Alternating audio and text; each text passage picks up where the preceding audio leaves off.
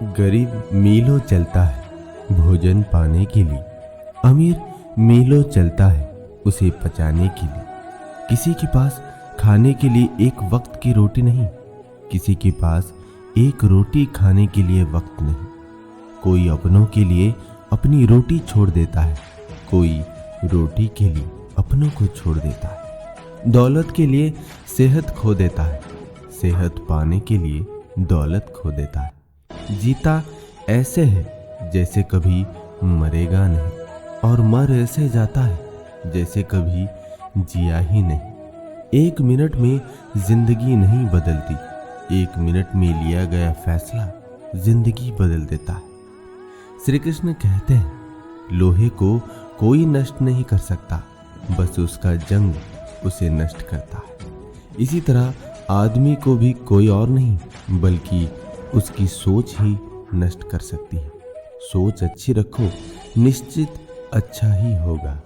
विश्वास में वो शक्ति है जिससे उजड़ी हुई दुनिया में प्रकाश लाया जा सकता है। विश्वास पत्थर को भगवान बना सकता है, और अविश्वास पूरी दुनिया को आपके खिलाफ कर सकता है। तू मुझे संभालता है, ये तेरा उपकार है मेरे दाता, वरना तेरी मेहरबानी के लायक मेरी हस्ती कहाँ। रोज गलती करता हूँ, तू छुपाता है अपनी बरकत से। मैं मजबूर अपनी आदत से, तू मशहूर अपनी रहमत से। तू वैसा ही है जैसा मैं चाहता हूँ, बस मुझे वैसा बना दे जैसा तू चाहता है। जो अपना ना हुआ उस पर कभी हक ना जताना, और जो समझ ना सके उसे कभी अपना दुख ना बताना। श्री कृष्ण कहते हैं, पहला सुख निरोगी काया, दूजा सुख घर में हो माया, तीजा सुख कुलवंती नारी, चौथा सुख पुत्र हो आज्ञाकारी, पंचम सुख स्वदेश में बासा, छठवां सुख राज हो पासा, सातवां सुख संतोषी जीवन, ऐसा हो तो धन्य हो जीवन। श्री कृष्ण से एक भक्त ने पूछा, हम लोग अपने दोनों हाथों को ऊपर उठाकर कीर्तन सत्संग क्यों करते हैं, जबकि ये तो बिना हाथ ऊपर करे भी किया जा सकता है। प्रभु बताते हैं कि बच्चा जब छोटा होता है तब वो अपनी माँ को देखकर अपने दोनों हाथों को ऊपर उठाकर मचलने लगता है, तड़पने लगता है। वो ये कहना चाहता है कि मुझे अपनी गोद में उठाकर अपने सीने से लगा लो। ठीक वैसे ही जब एक भक्त हाथ उठाकर सत्संग करता है तो वो ये कहना चाहता है कि हे गोविंद, हे करुणा निधान, हे गोपाल, हे मेरे नाथ, आप मेरा हाथ पकड़ लो और मुझे इस भवसागर से, इस दुख रूपी भौतिक संसार से बाहर निकालकर अपने चरणों से लगा लो। मेरे जीवन की नैया को पार लगा दो। प्रभु, मुझे इन 84 लाख योनियों के चक्कर से मुक्ति दिला दो। श्री कृष्ण कहते हैं, जो कुछ भी तुम्हारे भाग्य में लिखा है वो अवश्य ही उचित समय पर मिलेगा। तुम क्यों परेशान होते हो? और जो भाग्य में नहीं है वो कभी नहीं मिलेगा। तुम व्यर्थ ही प्रयास कर रहे हो। जो मिला उसे उचित तरह से बिना फल की कामना किए करो, जन सफल होगा। भगवान का विश्वास भगवान से भी बड़ा है, क्योंकि जो भगवान सदा सब जगह रहते हुए भी नहीं मिलते, वे विश्वास से मिल जाते हैं। श्रद्धा आस्था का केंद्र, विश्वास उम्मीद की किरण। श्री कृष्ण कहते हैं, कलयुग में पैसा ईश्वर से भी बड़ा हो जाएगा। बड़ों और गुरुजनों के आगे बुद्धिहीन पैसे वाला का महत्व ज्यादा हो जाएगा। पैसा ही रिश्ते बनाएगा, पैसा ही रिश्ते तोड़ेगा। परिस्थिति का 3 प्रकार से सामना कर सकते हैं। पहला, या तो उसे स्वीकार कर लें, अगर स्वीकार नहीं कर सकते तो उसे बदलने की कोशिश करें, और अगर बदल भी नहीं सकते तो उसे नियति पर छोड़ दें। आपका व्यक्तित्व नेक है तो भरोसा अपने व्यक्तित्व पर करो। संसार में आप हर किसी के लिए सही नहीं हो सकते। भीड़ के पीछे चलने से लाख गुना बेहतर है कि समग्र सृष्टि के रचयिता के पीछे चला जाए। अच्छा कार्य निरंतर करते रहिए।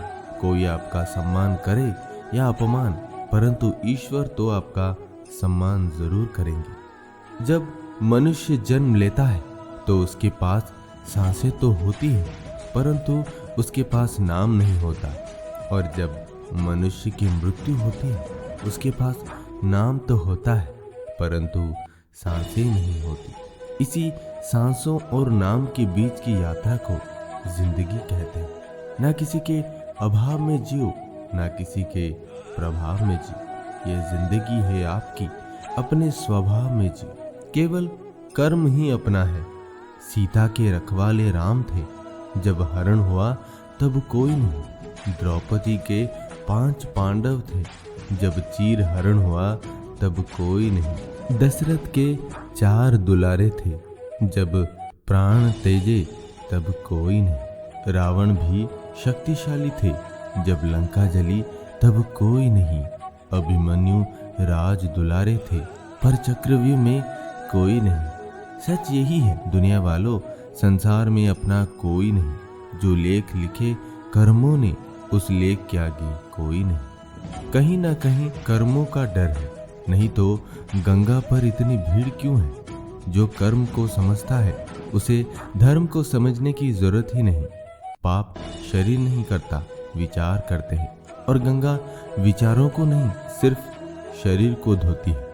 शब्दों का महत्व तो बोलने के भाव से पता चलता है, वरना वेलकम तो पायदान पर भी लिखा होता है। एक बार अर्जुन ने श्री कृष्ण से कहा, इस दीवार पर कुछ ऐसा लिखो कि खुशी में पढ़ूं तो दुख हो और दुख में पढ़ूं तो खुशी हो। प्रभु ने लिखा, ये वक्त गुजर जाएगा। बंद कर दिया सांपों को सपेरे ने ये कहकर, अब इंसान ही इंसान को डसने के काम आएगा। आत्महत्या कर ली गिरगिट ने सुसाइड नोट छोड़कर, अब इंसान से ज्यादा मैं रंग नहीं बदल सकता। गिद्ध भी कहीं चले गए, लगता है उन्होंने देख लिया कि इंसान हमसे अच्छा नोचता है। कुत्ते कोमा में चले गए, ये देखकर क्या मस्त तलवे चाटता है इंसान। कोई टोपी तो कोई अपनी पगड़ी बेच देता है। मिले अगर भाव अच्छा, जज भी कुर्सी बेच देता है। जला दी जाती है ससुराल में अक्सर वही बेटी जिसकी खातिर बाप अपनी किडनी बेच देता है। ये कलयुग है, कोई भी चीज नामुमकिन नहीं इसमें। कली, फल, फूल, पेड़, पौधे सब माली बेच देता है। धन से बेशक गरीब रहो, पर दिल से रहना धनवान। अक्सर झोपड़ी पे लिखा होता है सुस्वागतम, और महल वाले लिखते हैं कुत्तों से सावधान। अपना दर्द सबको ना बताएं साहब, मरहम एक आधे घर में होता है, नमक घर घर में होता है। कुछ नहीं मिलता दुनिया में मेहनत के बगैर। मेरा अपना साया भी मुझे धूप में आने के बाद मिला। आईना कब किसको सच बता पाया है, जब देखा दायां तो बायां ही नजर आया है। ये ना पूछना जिंदगी खुशी कब देती है, क्योंकि शिकायतें तो उन्हें भी है जिन्हें जिंदगी सब देती। वहम था कि सारा बाग अपना है, तूफान के बाद पता चला सूखे पत्तों पर भी हक हवाओं का था। श्री कृष्ण कहते हैं, आपको एक जिंदगी मिली है, उसे व्यर्थ की चिंता और कामों में नष्ट नहीं करना चाहिए, बल्कि आप अपने दिल की बात सुने। किसी के द्वारा लूटा जाना या किसी के अन्याय का शिकार होना अपने आप में इतना कष्टदायक नहीं होता है जितना कि उसे मन में बार बार लाकर अंदर ही अंदर जलते रहे।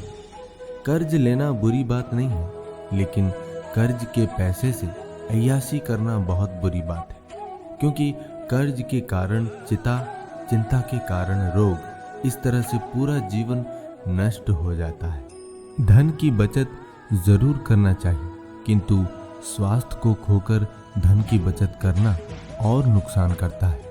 आपके द्वारा बचत सारा धन बीमारियों के इलाज में खर्च हो जाता है, क्योंकि स्वास्थ्य ही धन है।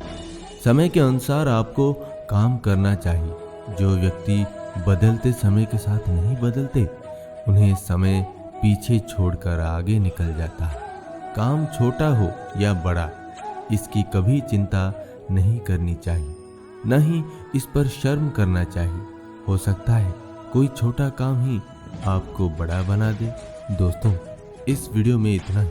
हमारी मुलाकात फिर अगले वीडियो में होगी। तब तक आप खुश रहिए और खुशी बांटिए। धन्यवाद। जय श्री कृष्ण।